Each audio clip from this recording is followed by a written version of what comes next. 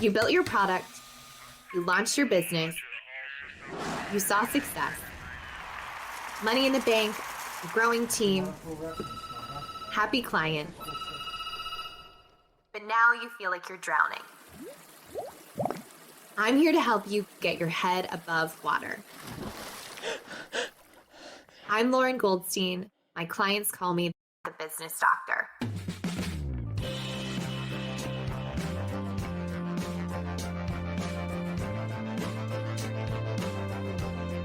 Together, we'll diagnose the root cause of your business worries, whether it's your people, your process, or your product. We'll clarify your business needs so you can scale without the burnout. And then we will simplify it all so your business can do what it's designed to do, make a profit and an impact. Welcome to the Biz Doctor podcast.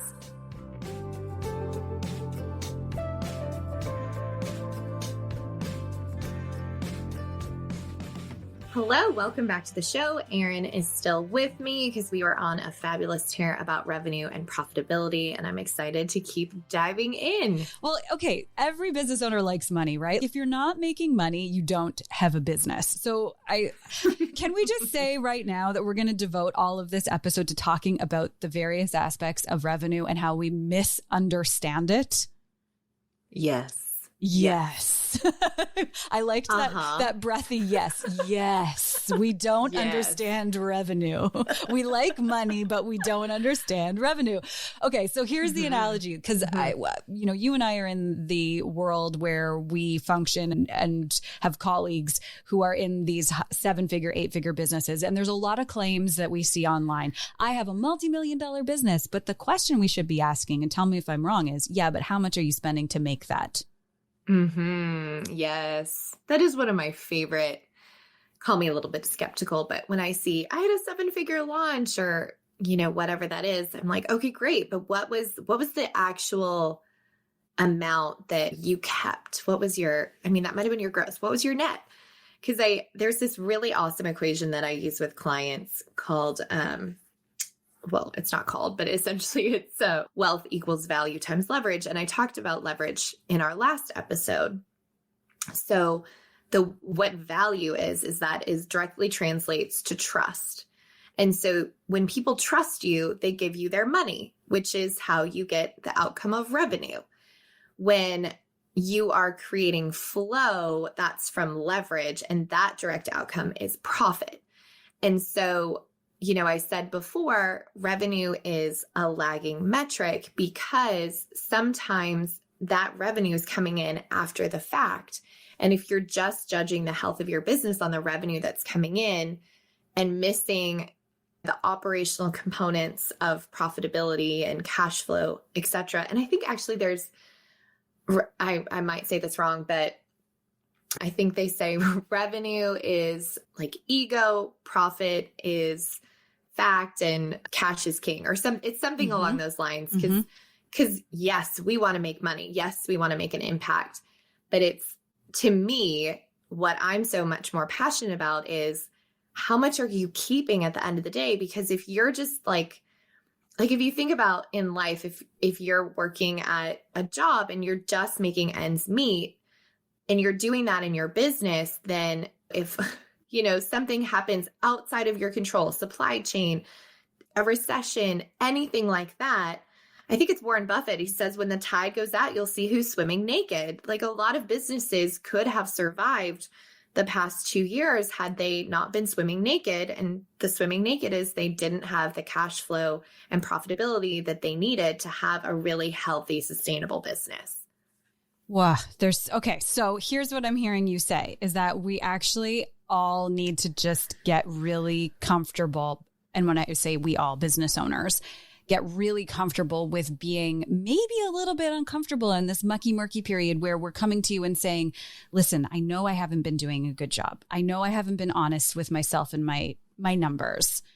Talk about being naked. Like, a little bit, this process must feel like uncomfortable for business owners to start, right? Yeah, it is. I mean, I joke that, yes, I'm the business doctor because I'm diagnosing, but I'm also a little bit like therapist, where they're like, I've spent all this money and I've done all these things and it's still not working. That's like coming to the health coach and saying, I've tried all these diets and I've changed my food and it's still not working. And that's where we have to get really crystal clear on what your goals are, what your numbers are. And that goes back to autopilot. If you don't know the destination, because I see this take down a lot of businesses where the business owner has a kind of idea where they want to go, but they're like, well, I would just want to kind of make this much money or make this much impact, but it's not clear to them. And it's not clear to the team, because that's really huge. If you don't have that clarity of vision for the team, so they're bought in, then they're not looking for ways to operationally improve because they don't see the value of where they're going. And so a lot of the work that I do is clarifying that destination and understanding how all the different components of operations and team play into getting you closer to that destination. When you talk about clarity, let's dig into that a little bit more. When you say if you don't know, what do you mean when you say if you don't know where you want to go? Do you mean that we just need to say, I would like to make $10 million next year, or I would like to make $10 million and I want it to look like this? Like, how much clarity do we need in order to really do a good job at refining our operations? Love this question. So my favorite question to ask my clients, because let's be honest, business owners are smart. And we started this because we saw a problem that we wanted to solve. And we were like, we are the one to do it. Mm-hmm. However, we are also our worst enemies because we overthink, we get in our heads. And so the best question I like to ask my clients is, if you could have it all your way, what would your business look like? Because it's great if you want to make $10 million, but if you forget to tell me that you want to have 3 vacations a year and maybe see your kids grow up, then we have a problem. So again, like back to the holistic view of business, that's something that makes me very different is, yes, I'm not a marketing and salesperson, but I look at all components to make sure that the goal that you just told me that you're aiming for, the business can support it and your expectations can support it. Because one of my very, very favorite quotes is, unshared expectations are nothing more than premeditated resentments. And if your business is not set up in a way, operationally speaking or team speaking, that you start to resent it because you are now a prisoner to it, mm-hmm. That's when business owners burn down businesses. And that's when, to bring it back to what you said, which I think is it's a beautiful thought, that the revenue in your business is a reflection of the trust the market has in your offer. So when you are putting something out there that has this tinge of resentment to it, the market's going to respond to that too, right? So that's going to just continually compound in terms of the negative effect on the balance sheet. 100%. And it's also, when you're in the 7-figure plus space, mm-hmm. it's kind of boring. I'm not going to sugarcoat that, because like you've got your product, you've got like a lot of things, and now it's just about consistency. So it's not sexy. And I think that probably is why people don't love operations, because it's not sexy. But hold on a second. You love operations. You love it. I love operations. I love it. I love it. Other business owners don't love it because they're like, it's not sexy. It is sexy though. It's sexy because it's going to make us money, right? It's going to make us feel better about things. Yes. Right? It is. It is. I love it. And it's just, I think what the sexy point is, it's a marathon, not a sprint. Like building your business and getting it to the first point is a marathon plus a sprint. It's like a triathlon. But then once you're at that 7-figure and like really saying, how can we make this even better? How can we make this more profitable? How can we have a bigger impact? That's when it becomes about consistency and dialing up those things. Because I like to say that the leap from a mediocre business to a good business is huge. The leap from a good business to a great business is also huge. But the space that I operate in is the 2 millimeters between great and extraordinary. And like that 2 millimeters, like when I come in, I'm not telling you to redo everything or shake up the whole business most often. I mean, sometimes there's a little bit of shaking, but most often it's those 2, 3, 4 things, knobs, tweaks we can make that are going to increase that flow, increase that trust in the team, trust in operations that's happening behind the scenes so that you can have a more sustainable business and just keep turning up that spigot, and the hose that you've built will continue being able to accept that flow. I wonder too now, like we're talking about it being a biz doctor, is that you take businesses from diagnosing the illness or the disease that they're suffering from. Where are the leaks? We're going to find them and then identify them and work with them. But then there must be a point in time, like what you just referred to, where you start to build back the health. You go from being in a state of unhealthy to now let's make ourselves healthy through, endurance and strength. Because, the analogy of a marathon, it is an endurance. It's like, how do I go from doing a 5K to a 10K to a 15K and not cross the finish line feeling like I'm going to collapse, right?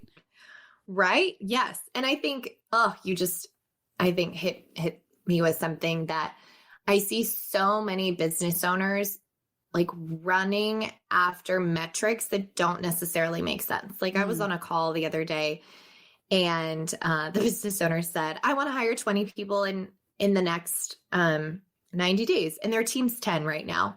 And so my first question was, why? Because sure, that sounds like a great number, but you're essentially tripling your team in a very short amount of time.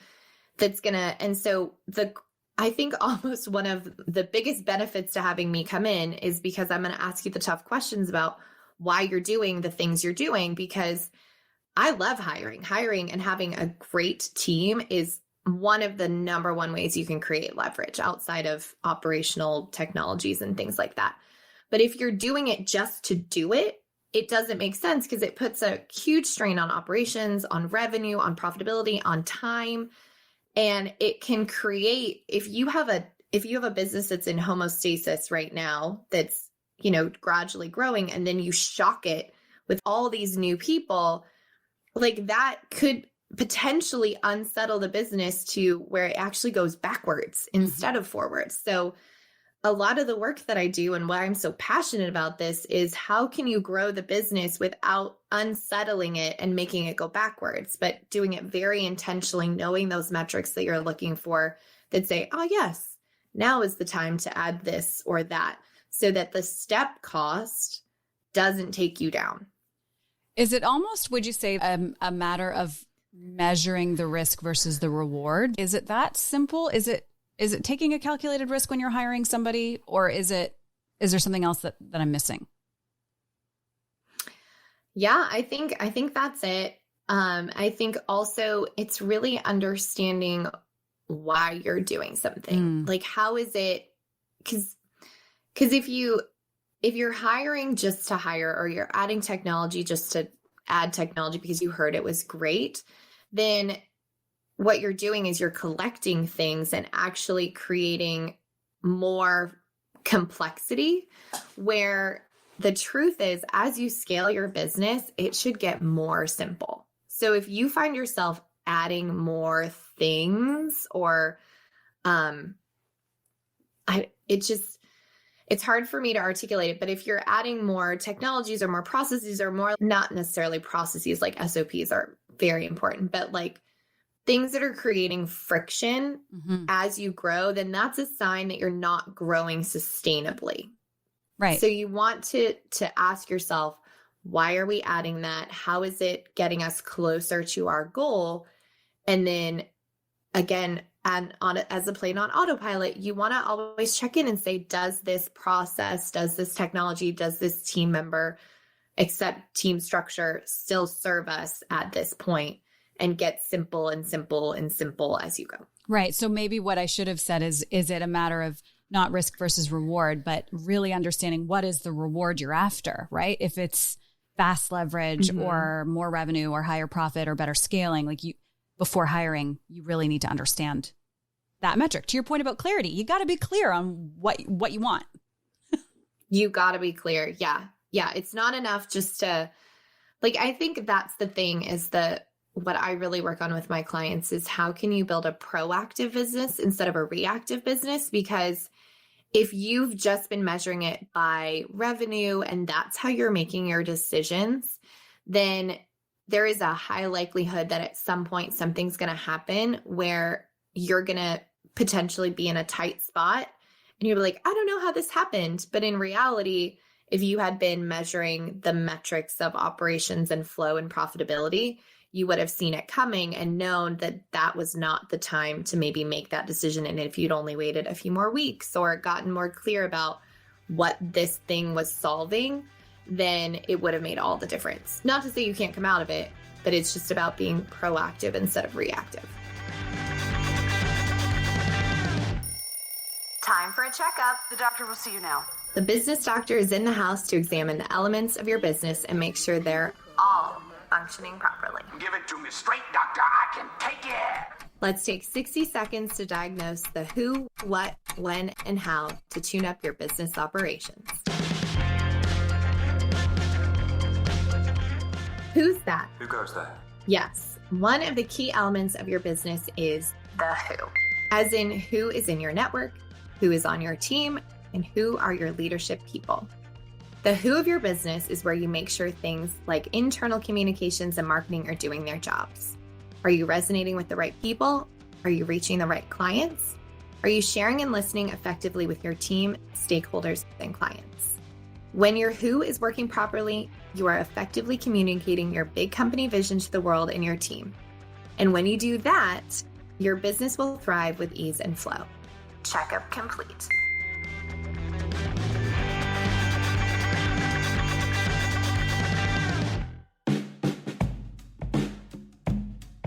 Thanks for listening to the Biz Doctor podcast.